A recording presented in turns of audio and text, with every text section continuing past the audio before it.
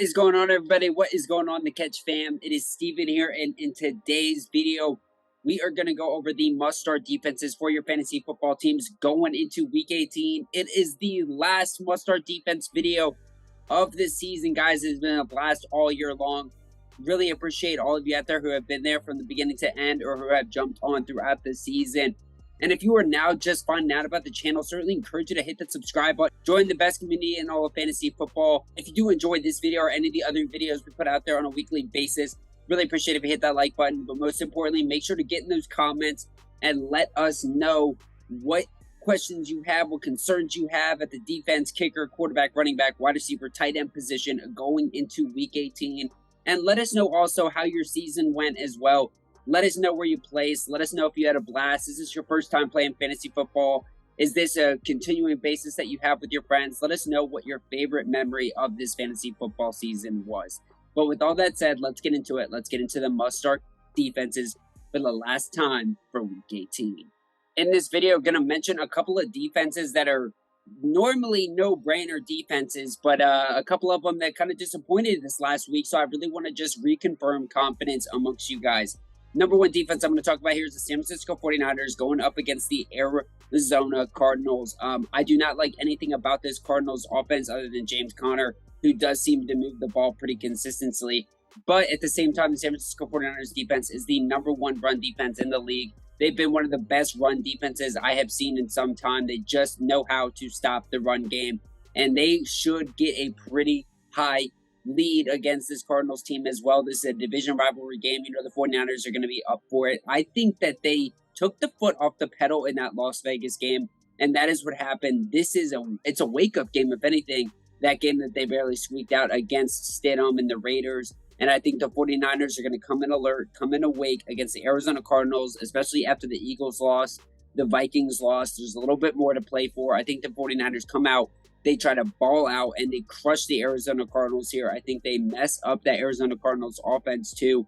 David Blau, Trace McSorley, the injured ghost of Christmas past of Kyler Murray. I don't care who's at quarterback. I think the 49ers have a really good stranglehold on this Cardinals team, and they get it done for sure in Week 18. So have full confidence. If you've got them, play them. If you got a chance to play them, guys. I've gotten a lot of comments about the 49ers over the past few weeks, so I want to resubmit confidence that these guys should be a fantastic play in Week 18. Want to talk about one of the hottest teams in football right now, guys. That is the Jacksonville Jaguars, man. They are just absolutely fantastic right now.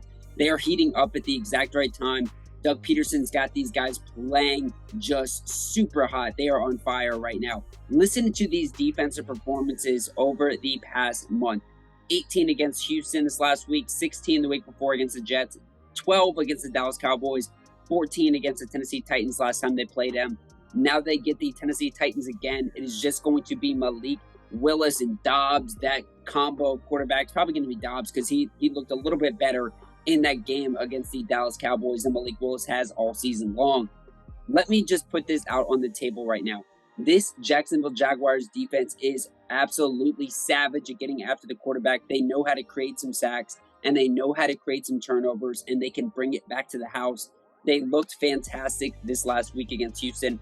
18 fantasy points. I was very happy they showed out for me after I put them out there. Guys, these are 8% rostered. The Jags are 8% rostered. So much different than the defense I just mentioned with the 49ers. And I think this Jaguars team has a chance to be even better because this Titans team is super banged up.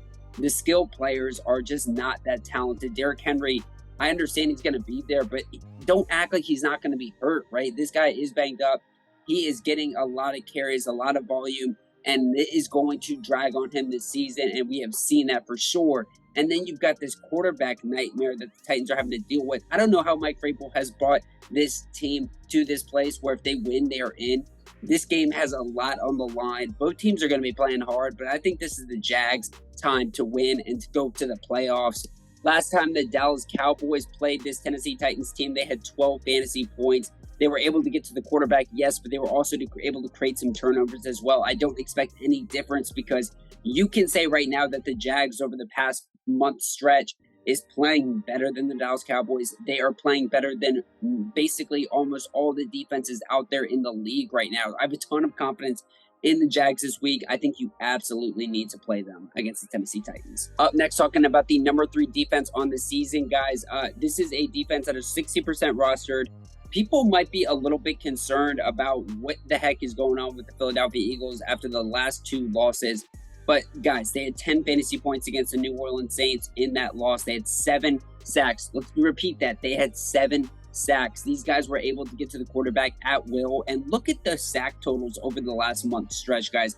Month plus stretch. 7, 6, 6, 7, and 6. These guys are getting to the quarterback with absolute ease. There is nobody that can stop this team from getting to the quarterback. And now there's a good chance, who knows, if Daniel Jones goes out there and he plays, or if they bench him for Tyrod Taylor and they kind of bench some of these starters, because the Giants are locked up. They're going to go to the playoffs. Not as much to play for. Whereas the Eagles, they do have a lot to play for because they lost these last 2 games.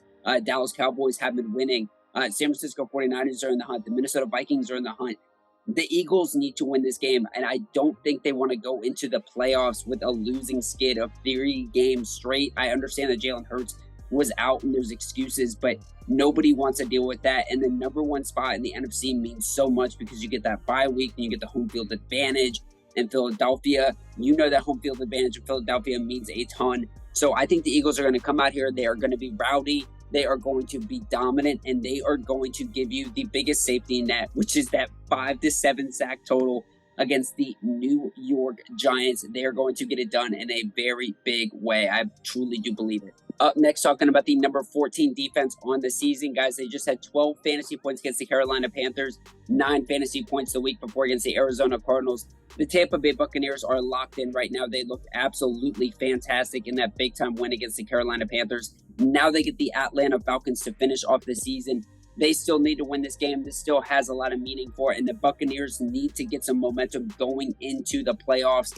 That is what this Tom Brady-led offense needs right now, because obviously Mike Evans looked fantastic, Chris Godwin looked fantastic, Tom Brady looked fantastic, but so did this defense, man. They were able to get 2 sacks. They had 4 forced fumbles, man. They were all over the place forcing those turnovers, guys, and I expect that to continue against the Atlanta Falcons and Desmond Ridder in this offense, which just doesn't seem to really have much of anything with too much spark, other than, in my opinion, I really like Tyler Algier, but you know, I don't have a ton of confidence in Tyler Algier, obviously, against his Tampa Bay Buccaneers run defense with Vita Vea in the middle, just eating up space. So I think the Buccaneers are going to be a big-time play here. I think they're going to get it done. I think they're going to continue their momentum. And we're going to see this Tampa Bay Buccaneers team carrying a little bit of a win streak going into the playoffs, which is always scary with Tom Brady, all right? So let's put the Buccaneers in there.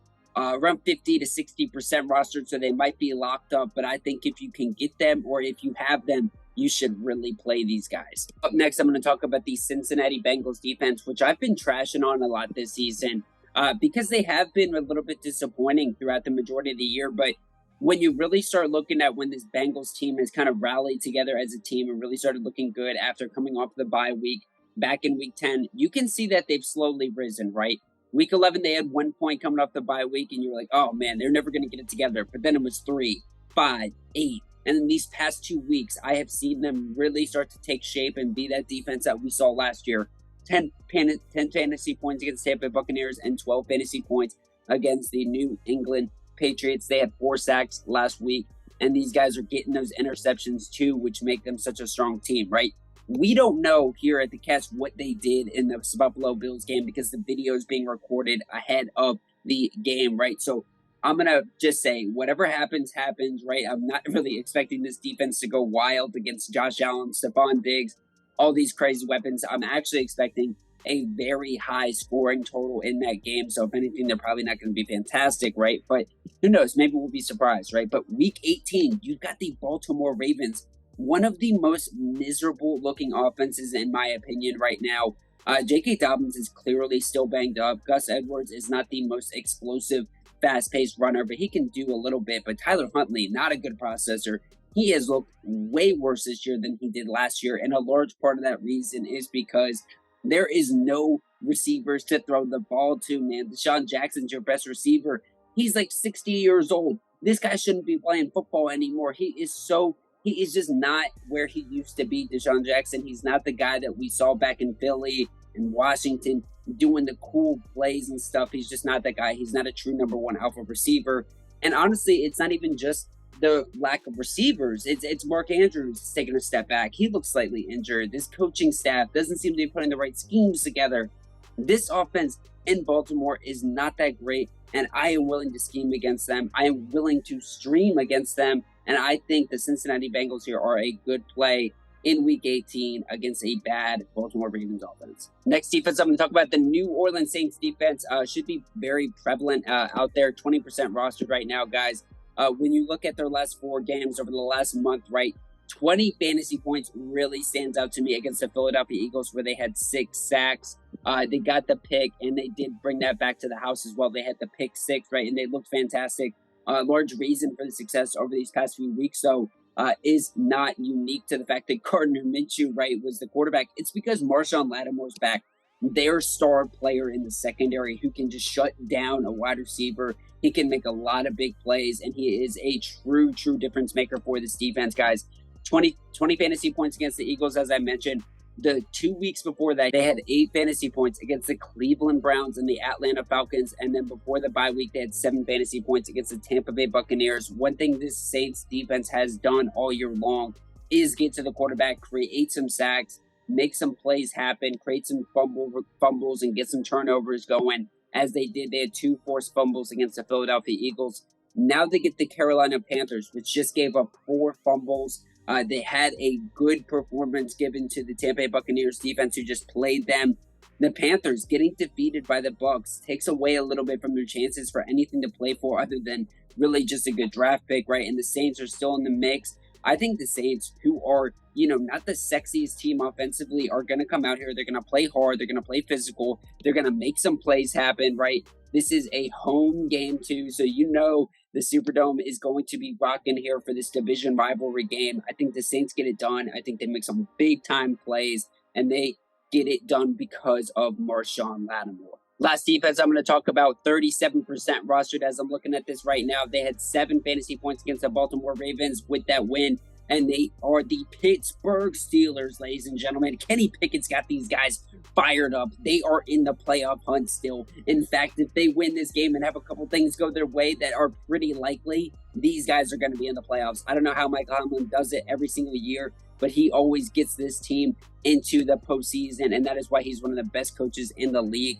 We have seen this defense be up. We have seen this defense be down. But one thing is that this defense is going to come out ride or die in Week 18 against the Cleveland Browns, because they know a win is going to put them in a great position for the postseason here. Listen, the week before this Baltimore Ravens game, where they had 7 fantasy points, they looked pretty solid. They had 13 fantasy points against the Las Vegas Raiders, where they had 3 sacks, 3 interceptions. We all know that Minkah Fitzpatrick's going to be all over the place getting interceptions. We all know TJ Watt's going to be getting to the quarterback. And we got Cameron Hayward in the middle making plays happen against the run. This Steelers defense, I think they are going to be playing at their best this week against Deshaun Watson, against this cruddy Browns team. Man, with Deshaun Watson, this Browns team looks like they have taken a gigantic step downward since they were with Jacoby Brissett, man. And I don't think that is going to change. I think they are going to play bad against this Pittsburgh Steelers defense. I think the Pittsburgh Steelers are going to come out hot. They're going to come out fired up. And this is going to be a home game in Heinz Field. They are going to get it done in a big way. And they are going to get the dub and make it into the postseason. I put full faith into the Steelers. For you guys that are in some deep streaming options, right? Some of the better defenses that I mentioned are already taken, or Dallas Cowboys or something are already taken. I would put confidence in the Pittsburgh Steelers here in a deep pinch. And with that said, guys, this has been the must-start defenses for your fantasy football teams going into Week 18. This is the last must-start defense video for the year, guys. It's been a blast all year long putting together this content for you all and just getting to talk to you in the comments throughout this season. I look forward to interacting with you next year as well. Hopefully you guys come back to the catch for all of your defense, kicker, quarterback, running back, wide receiver, tight end, and other fantasy needs, guys. We truly do enjoy getting to interact with you on a weekly basis. If you appreciate and you like this channel and the content we put out there, hitting that like button truly does mean a lot. But we really encourage you to hit that subscribe button and stay with us, as we've got a ton of content for you out there this off season as well that is truly fun to take a listen to. And lastly, guys, make sure to get in those comments and let me know any questions or concerns so I can help you put together your defense for week 18, or let me know your favorite memory from the fantasy football season for this year, guys. And with that said, for the last time for this fantasy football season, this has been the must-start defenses for your fantasy football teams going into week 18, and you saw it here first at The Catch.